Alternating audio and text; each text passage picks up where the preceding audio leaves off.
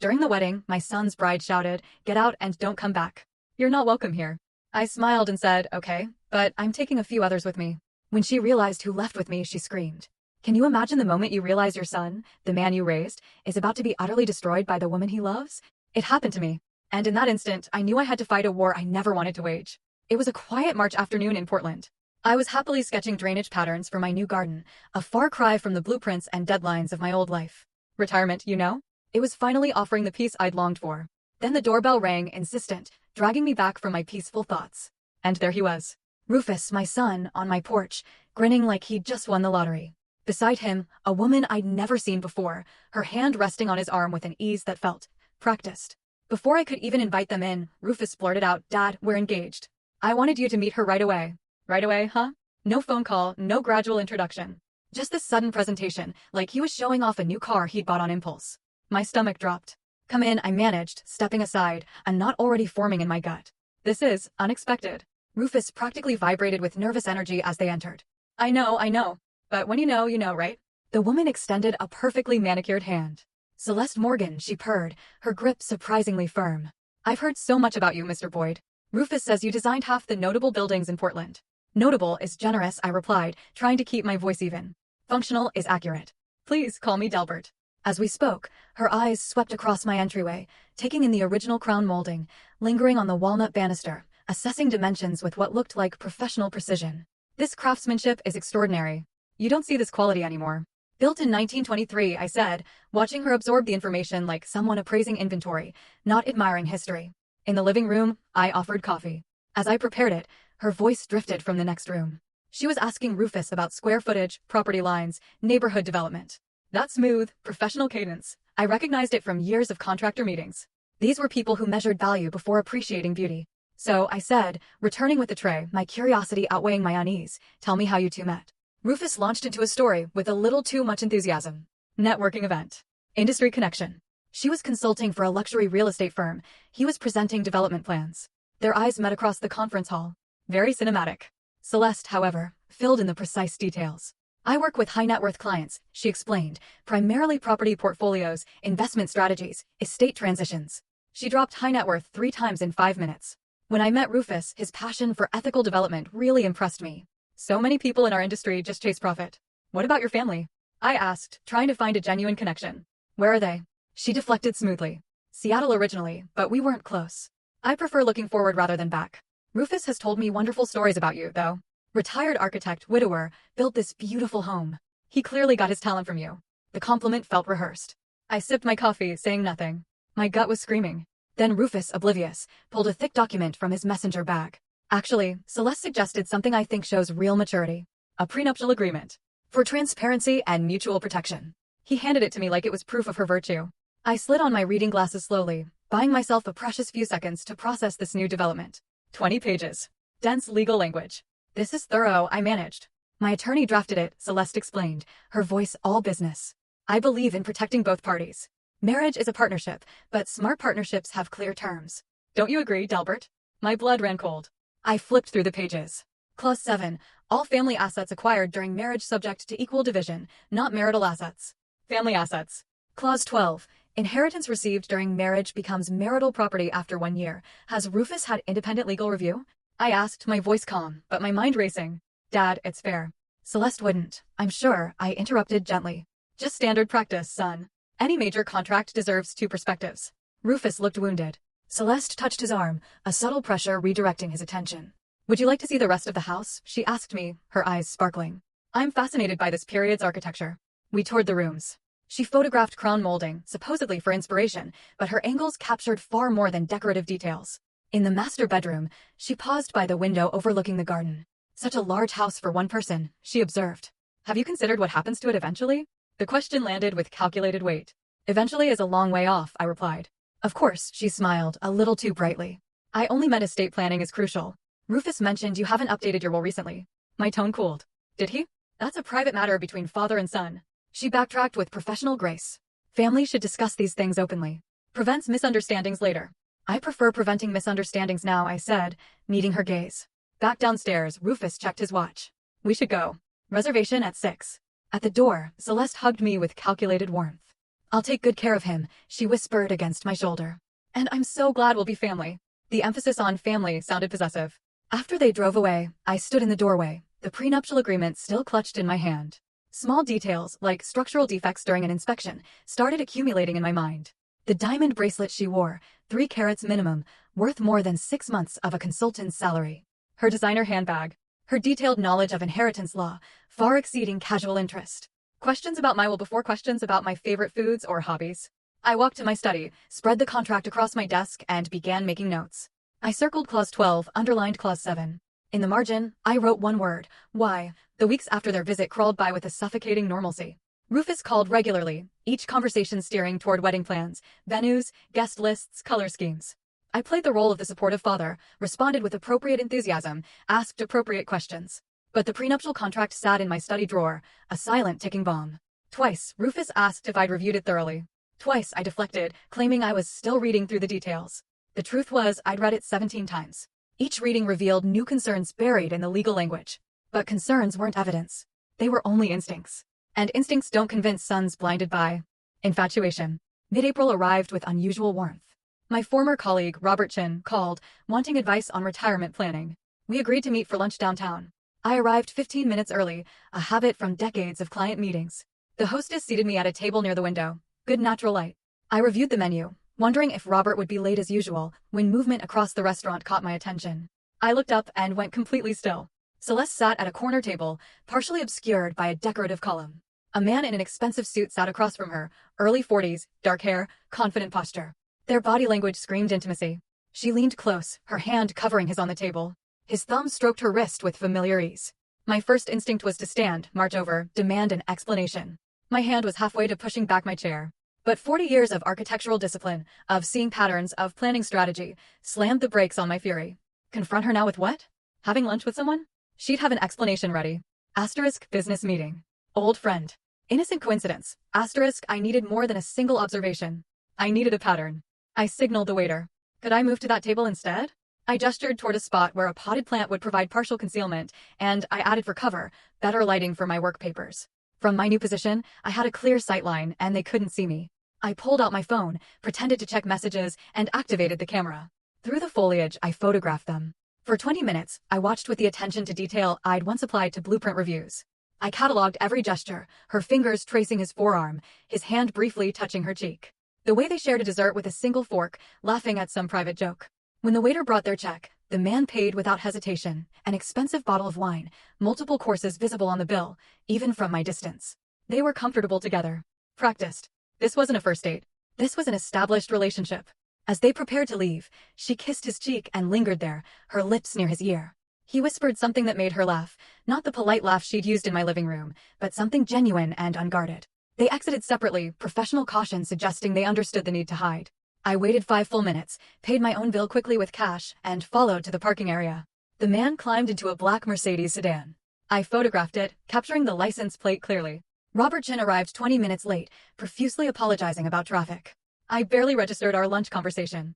My mind churned through implications, possibilities, strategies. After we finished, I drove directly to the office of Philip Torres, a journalist I'd known for 20 years. Philip, I said, walking into his office, I need a favor. A discreet one. He looked up from his computer. Discreet usually means trouble. Information only.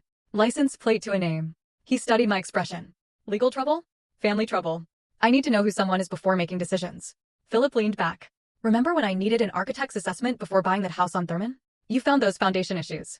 Probably saved me $50,000. I remember. Consider us even. He took the plate number I'd written down. 30 minutes and 2 phone calls later, he had the information. Daniel Kraus, real estate agent at Premier Properties Northwest, specializing in luxury estates, over $2 million. I searched for Daniel online while still in Philip's office. Found his professional profile with a photograph. Same man from the restaurant. Match confirmed.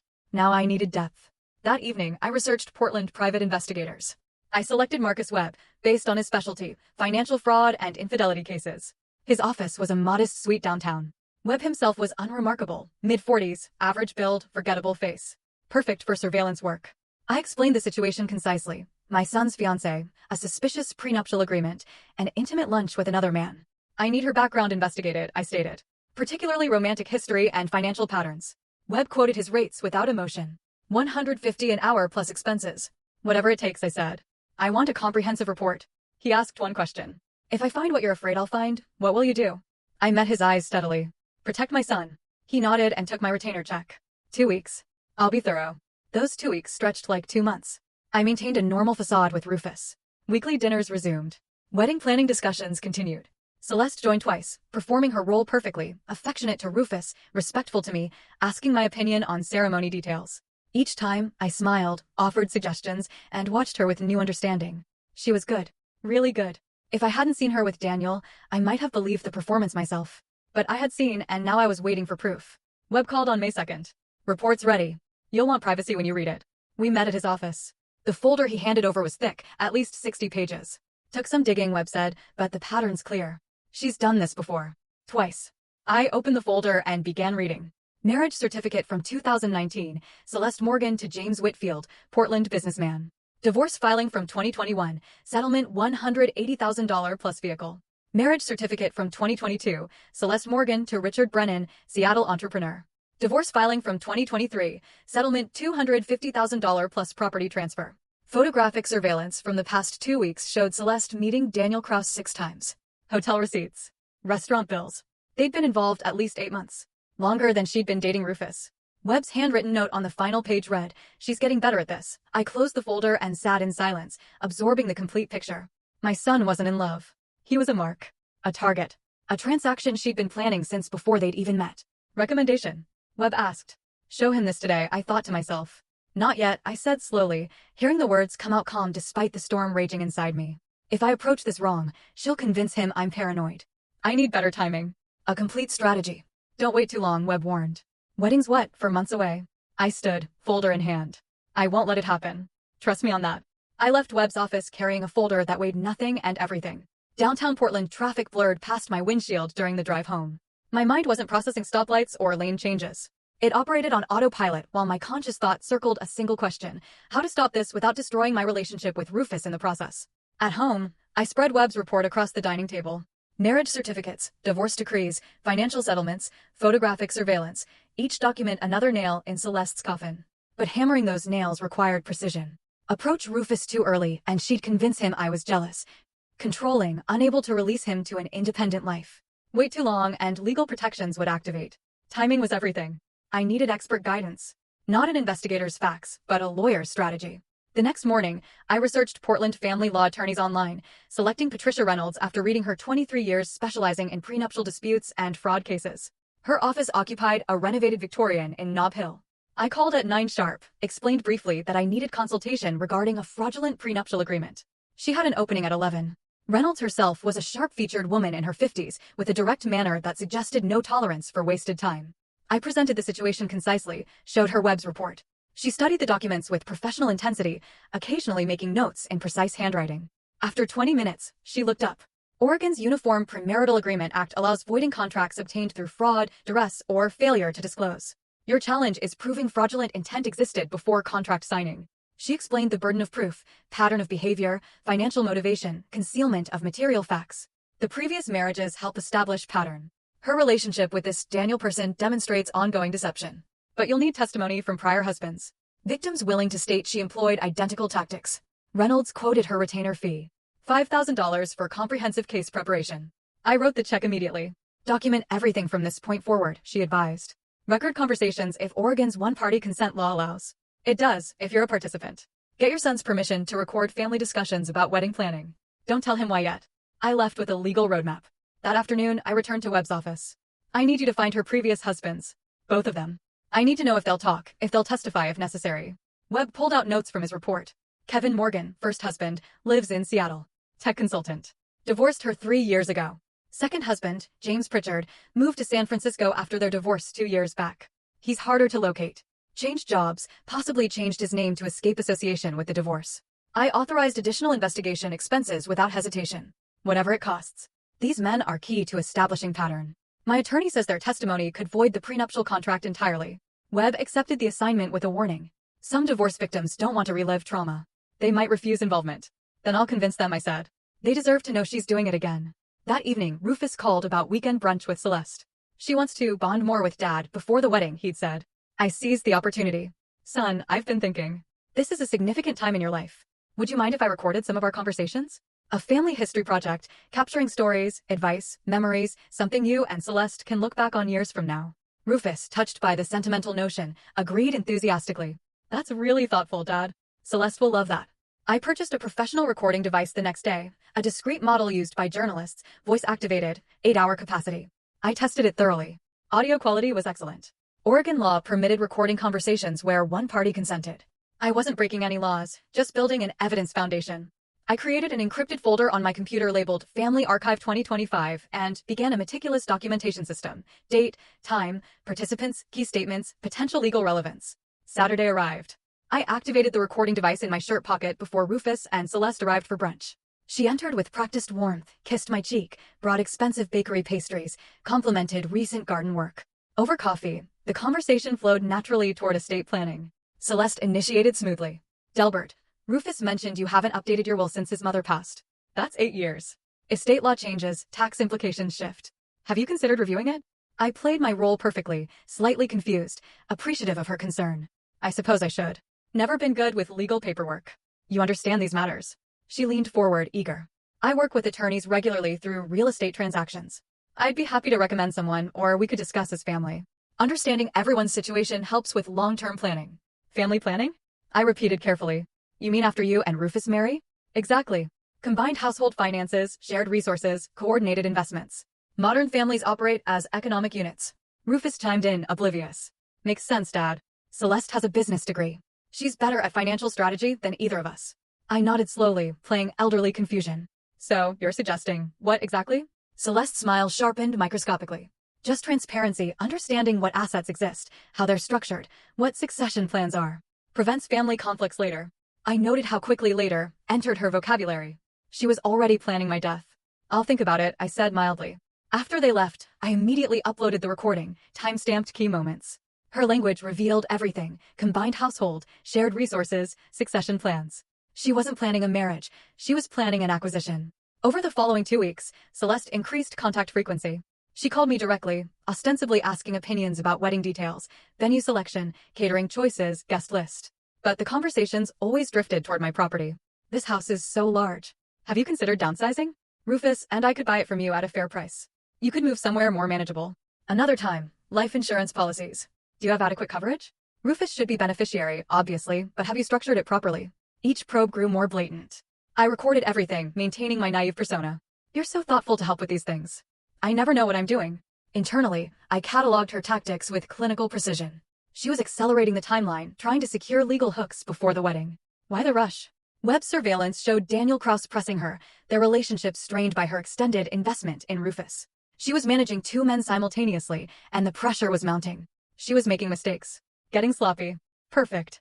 Late that second week, I transformed the spare bedroom into a command center.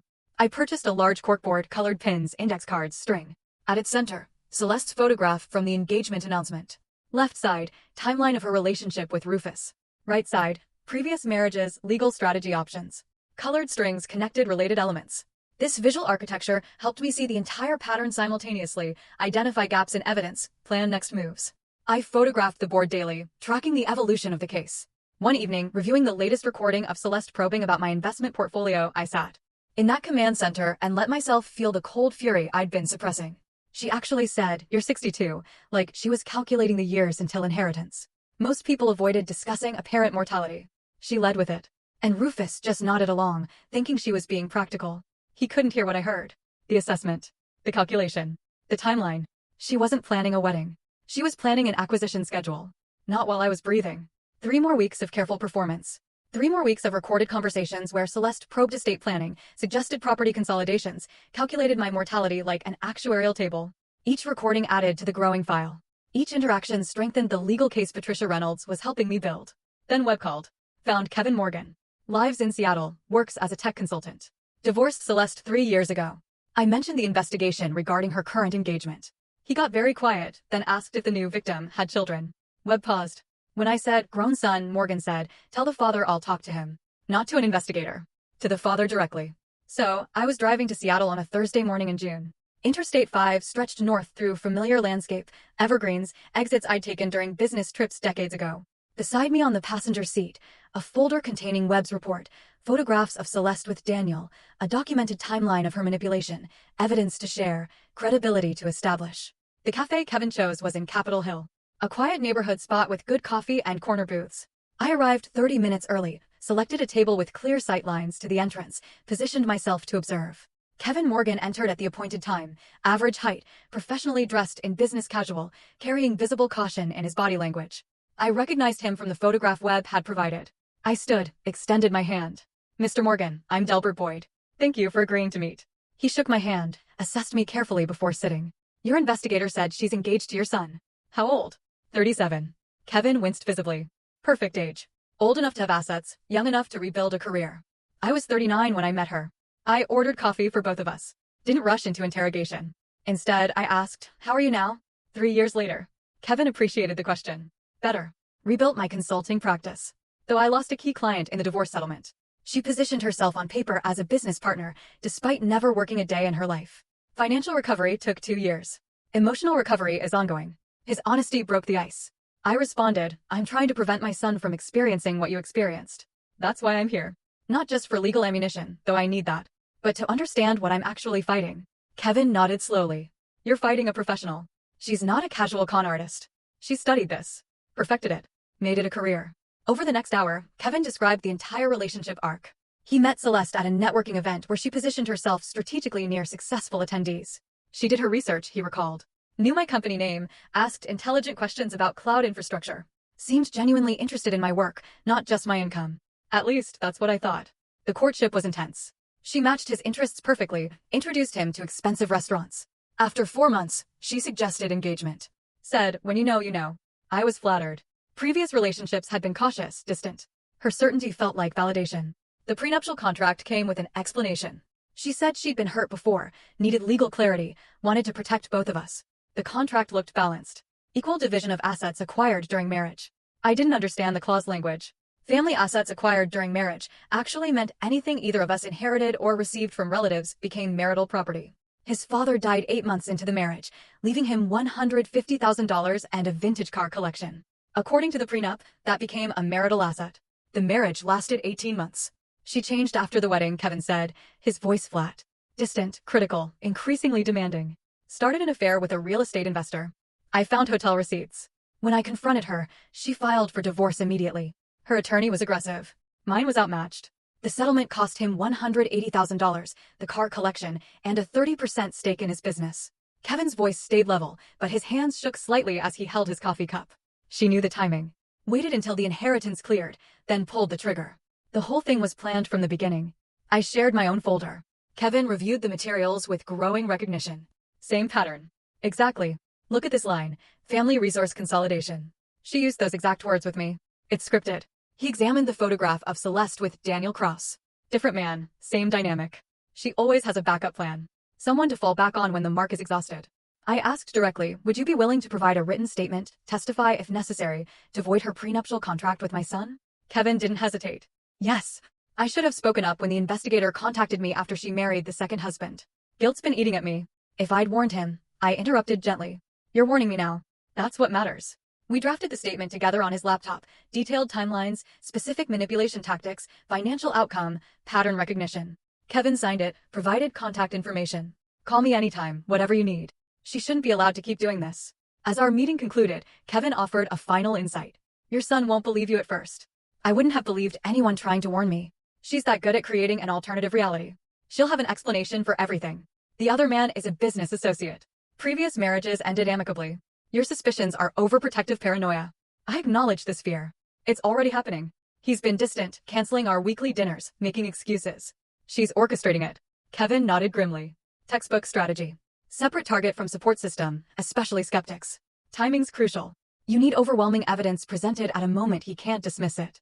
Not gradual revelation, a single, devastating confrontation with irrefutable proof. I absorbed this advice. I'm building toward that. When I show him, it'll be the complete picture, not a fragment he can rationalize away. Kevin stood, shook my hand firmly. Save your son. I wish someone had saved me. I drove back to Portland with Kevin's signed statement secured in the folder beside me. I felt a shift in momentum. The pattern now had human testimony. The abstract became concrete. But as I crossed back into Oregon, my phone buzzed with a text from Rufus. Asterisk Dad, sorry to cancel Sunday dinner again. Wedding planning is crazy busy. Celeste says we need to finalize the venue this weekend. Rain check. Asterisk, it was the third cancellation in 4 weeks.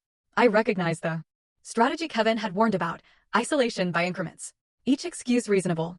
Cumulative effect, separating target from protection. I responded simply, okay, late afternoon traffic. I calculated. The wedding was 10 weeks away. Celeste was accelerating her timeline, consolidating control over Rufus. My evidence gathering was thorough, but time-consuming. The question became, could I build a complete case before the wedding locked Rufus into a legal trap?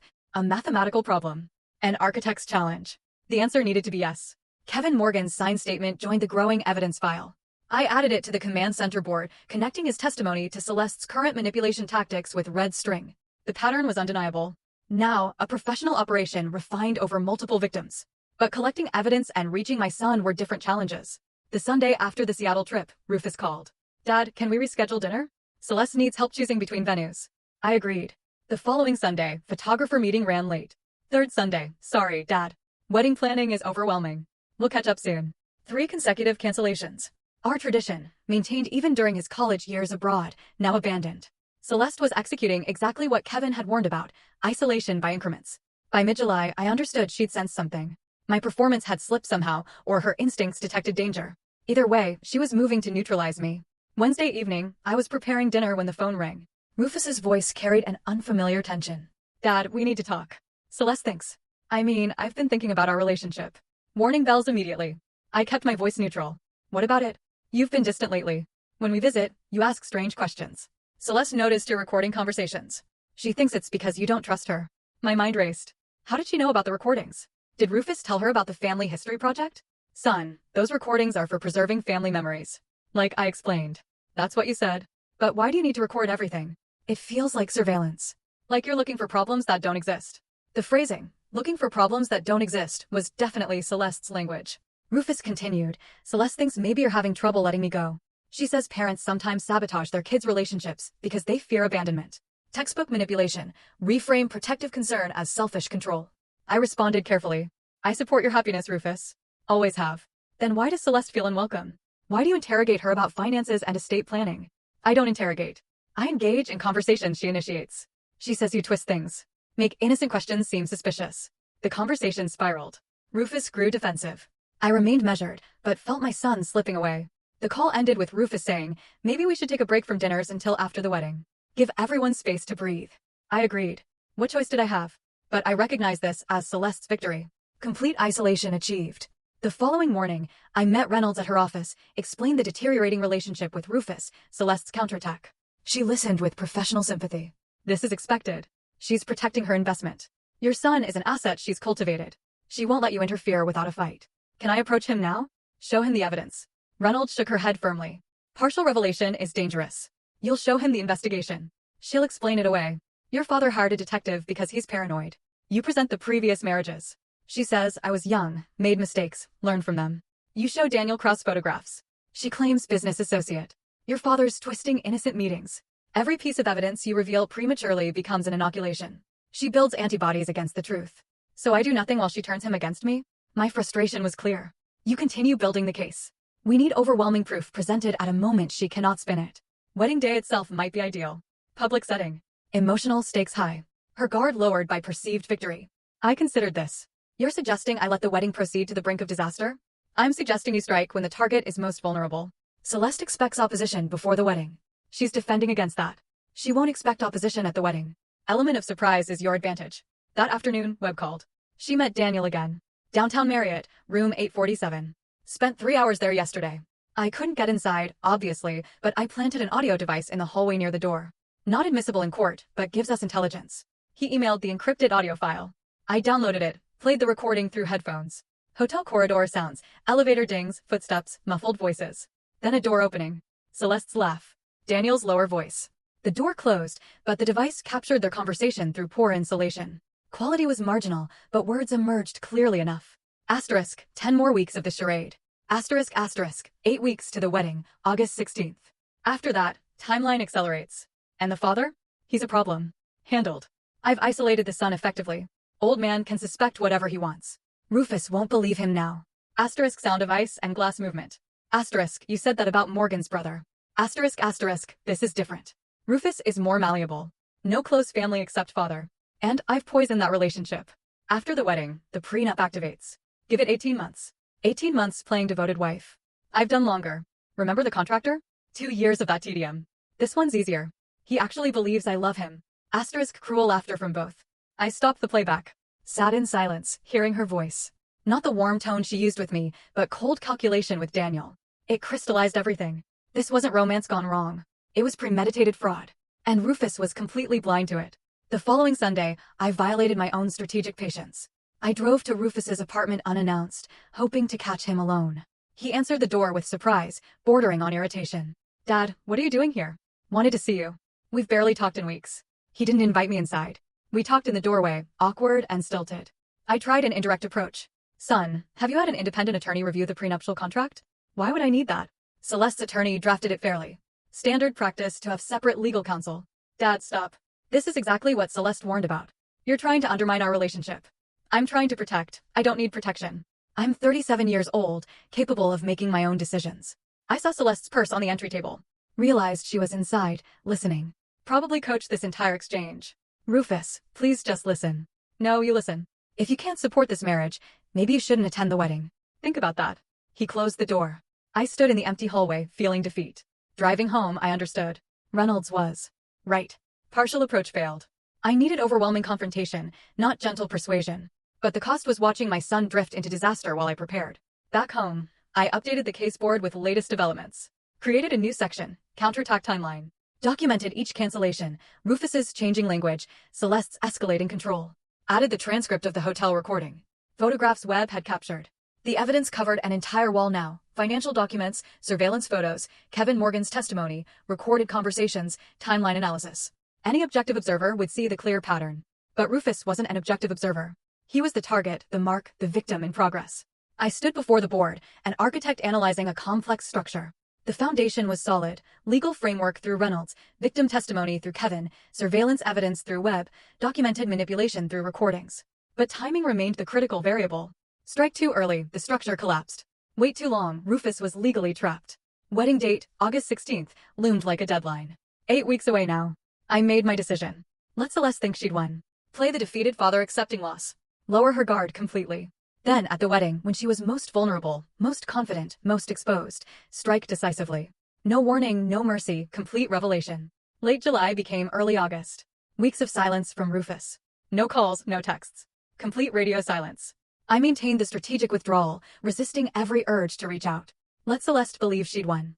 Let her guard drop. Meanwhile, the work continued. Webb submitted final surveillance reports. Celeste and Daniel met 4 times in 10 days as the wedding approached. Hotel rooms, expensive restaurants, extended afternoons at his waterfront condo. Each meeting documented, photographed, timestamped. The pattern was clear. They were planning the post-wedding phase. Confident in their scheme. Patricia Reynolds organized the evidence into a legal presentation, victim testimony, financial documentation, surveillance materials, recorded conversations, prenuptial analysis.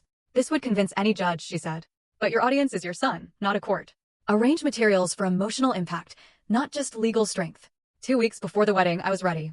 Then the phone rang. It was Wednesday evening, August 6th.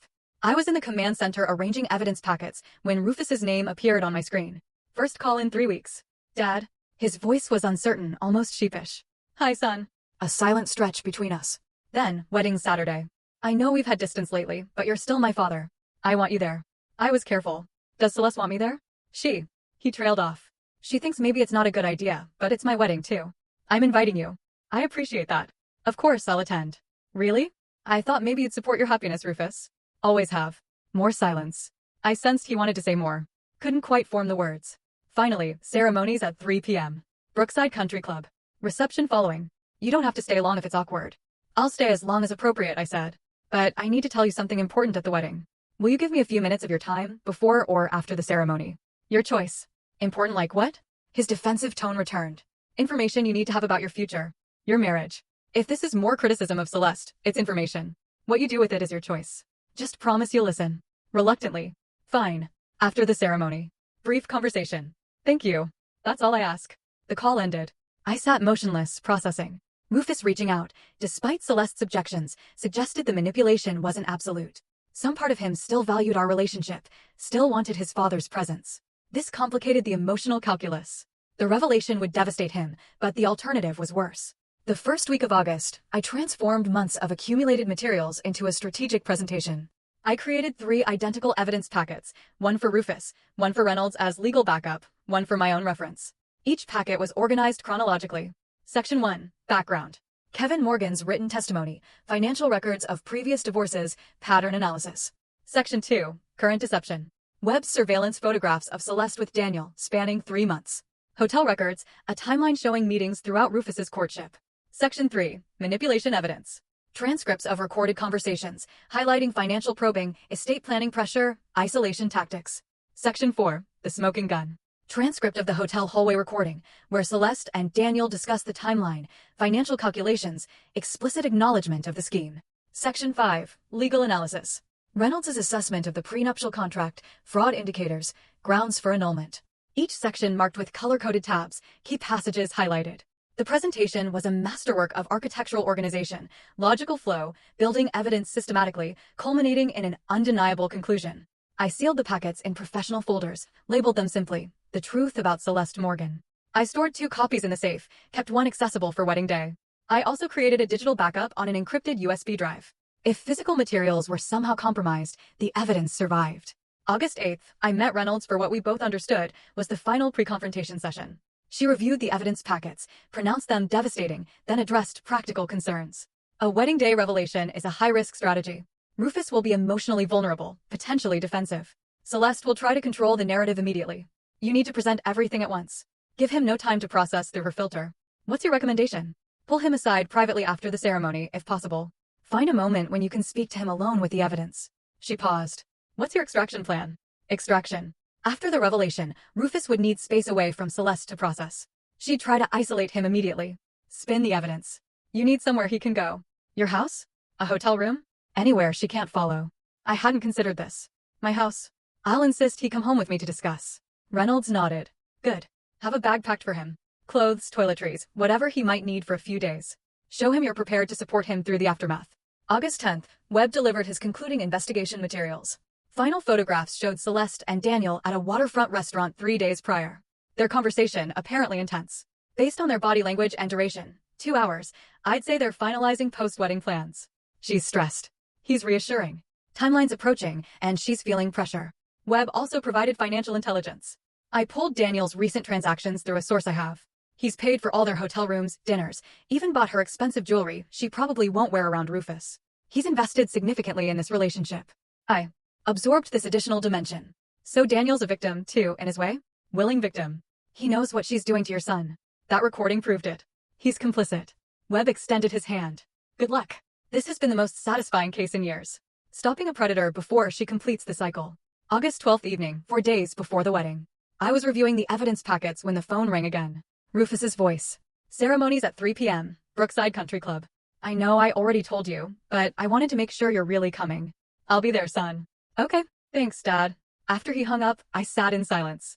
That night, I wrote a letter to Rufus, sealed it in an envelope to be opened only if the confrontation went catastrophically wrong.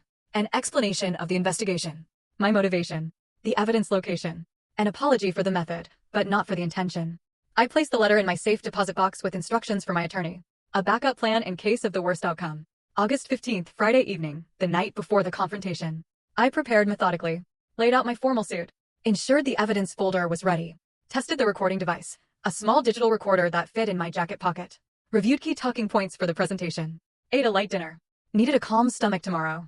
I sat in the command center one final time, reviewing the evidence board. Months of work compressed into tomorrow's minutes. I photographed the entire board with my phone, a visual record of the investigation's evolution, then systematically dismantled it, filed the materials.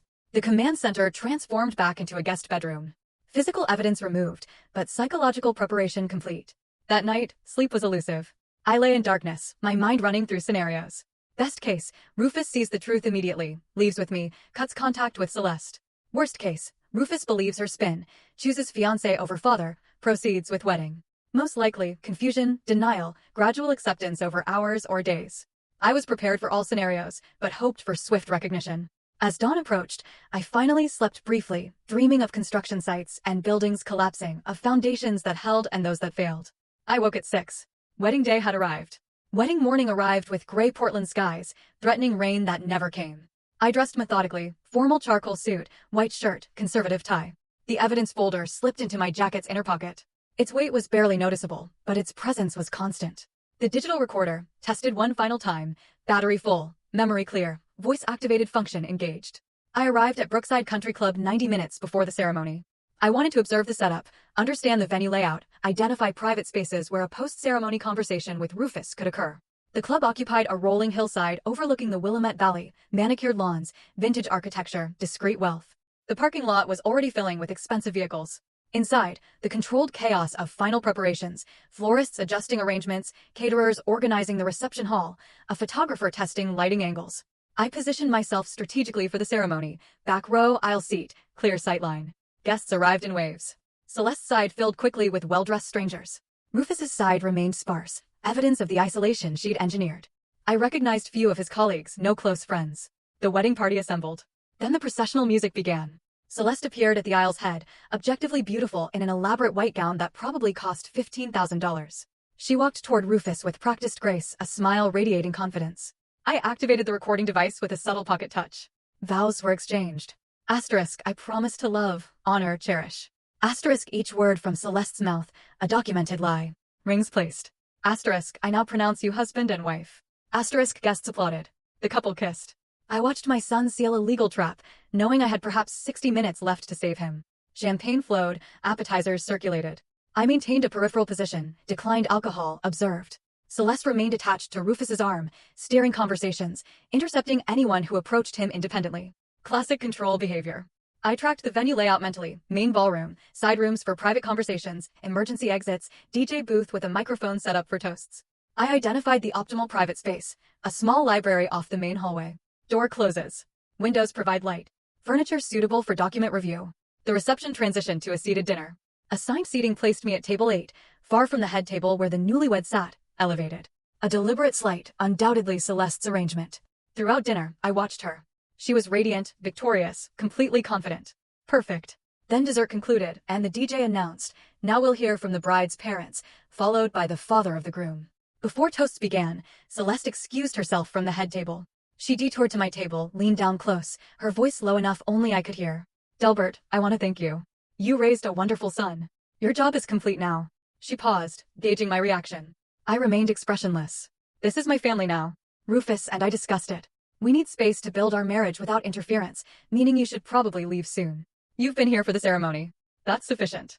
"Rufus asked me to stay for toasts," I said calmly. "Rufus asks for many things when he's being sentimental. I'm telling you what's actually best for him." And frankly, her mask slipped slightly.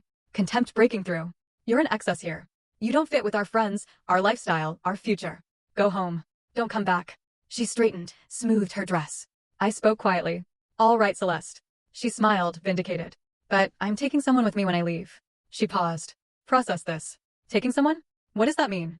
"You'll see shortly." Something in my tone finally registered. Her confidence wavered microscopically. "What are you?" "Enjoy your reception, Celeste. What's left of it?" I stood, walked toward the DJ booth. She watched, uncertainty blooming into concern, but couldn't pursue without creating a scene. I reached the DJ booth as the bride's parents concluded their generic well wishes. The DJ extended the microphone. "You're next, sir." Father of the groom. I accepted the microphone, stepped to where the entire reception could see me. 200 faces turned in my direction. Rufus watched from the head table, anxious, but expecting a conventional toast. Celeste's expression showed her first real alarm.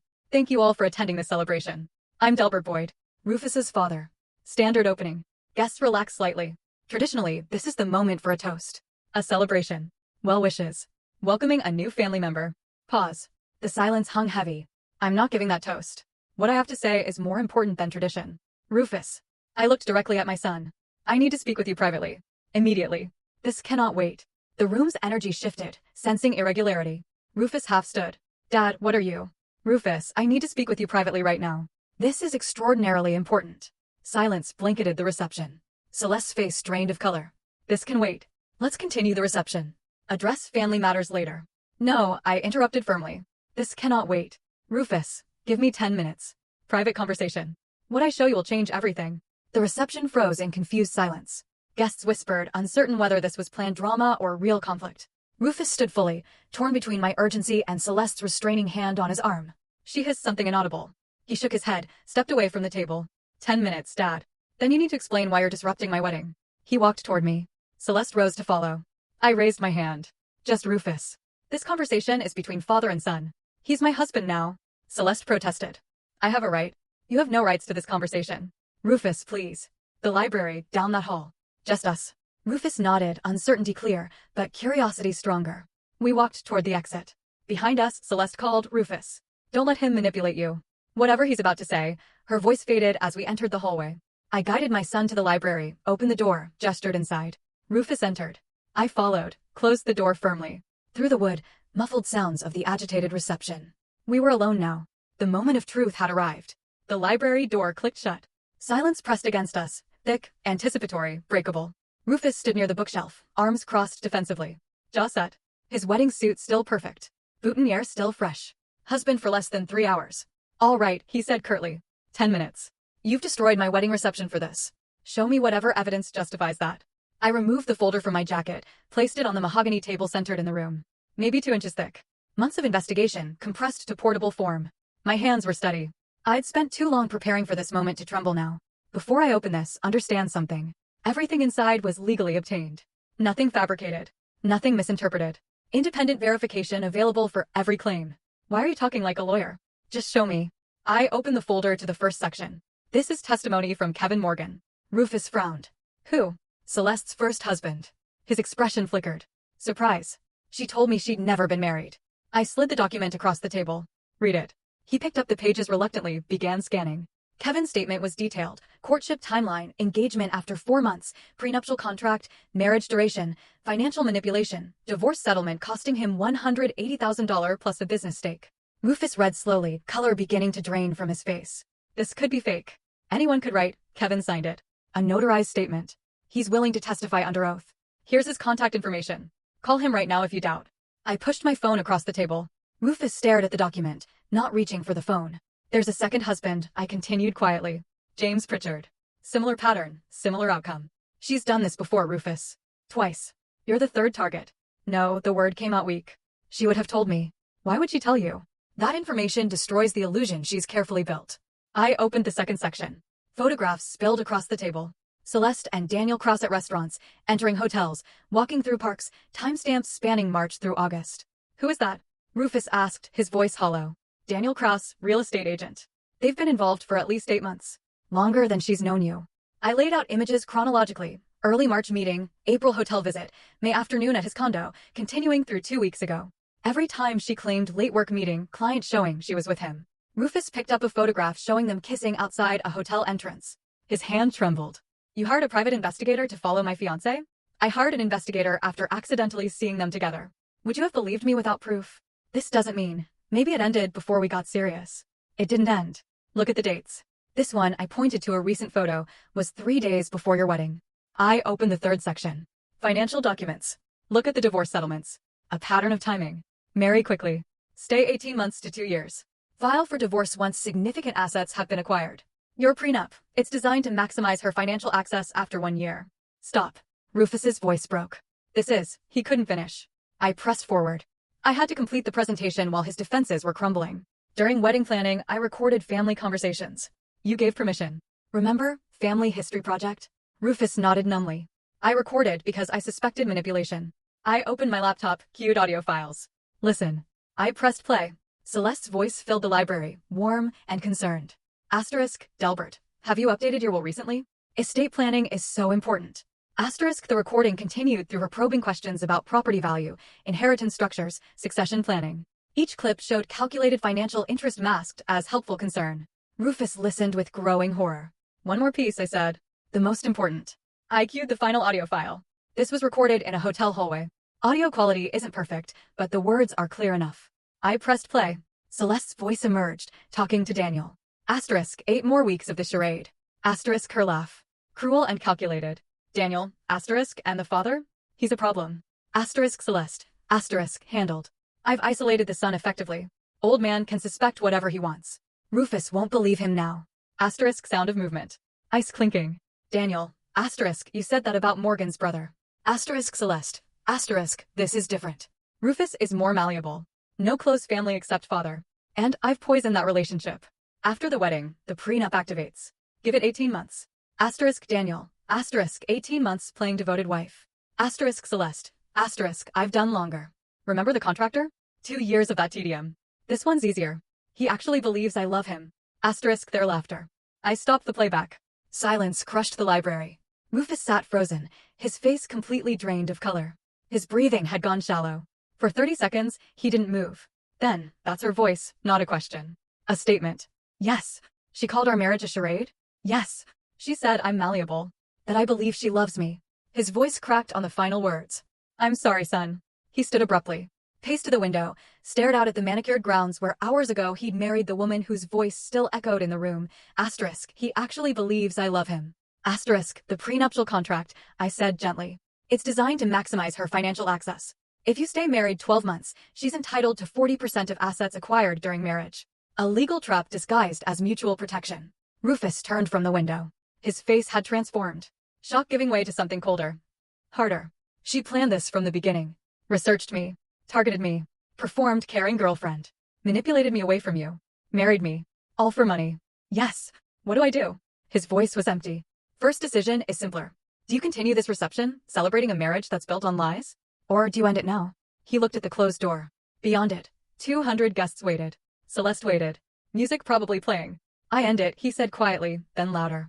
I end it now. He walked to the door, yanked it open, and strode down the hallway toward the reception. I followed, carrying the folder. We entered the reception hall together. The music stopped. The DJ noticed our entrance. Conversations died as guests turned. Celeste stood from the head table, relief crossing her face until she saw Rufus's expression.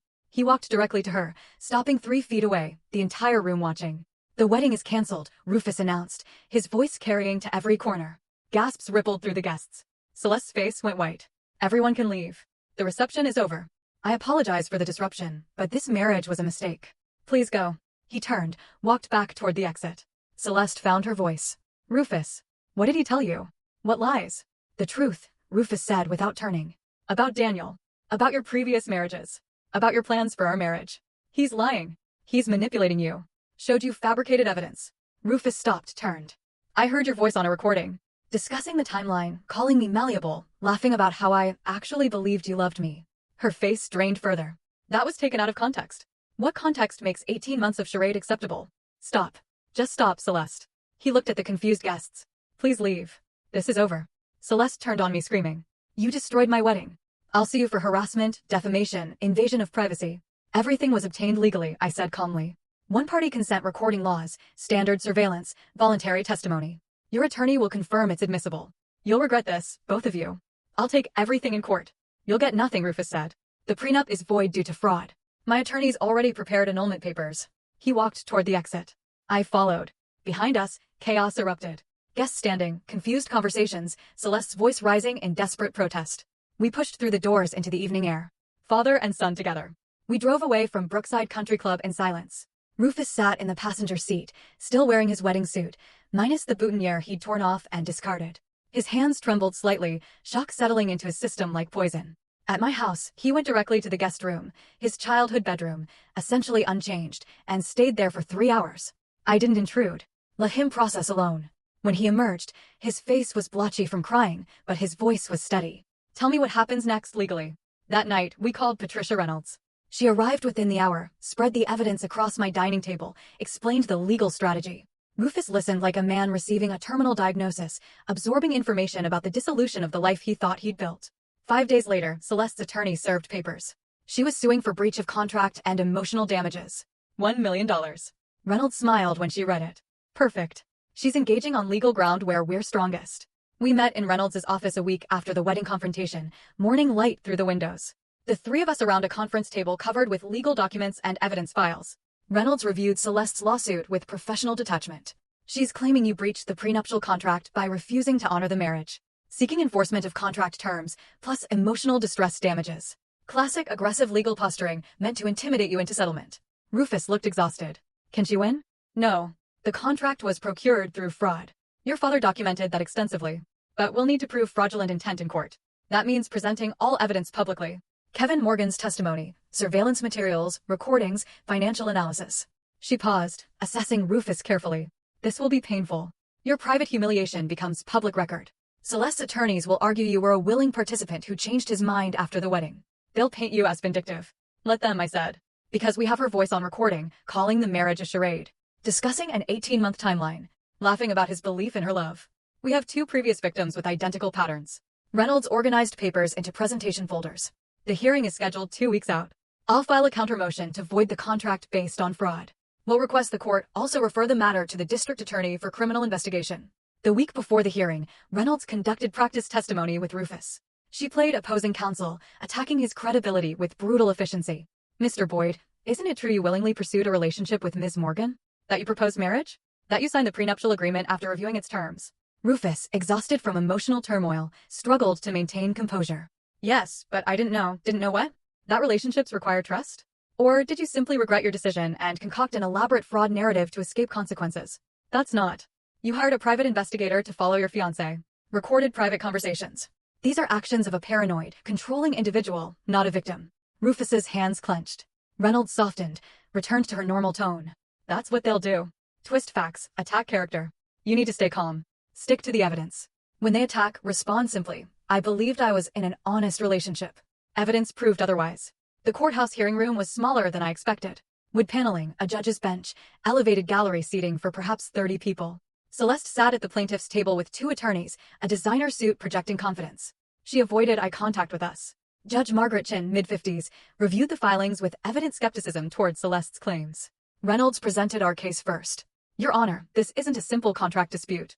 It's an exposure of systematic fraud. Ms. Morgan has a pattern of targeting financially stable men.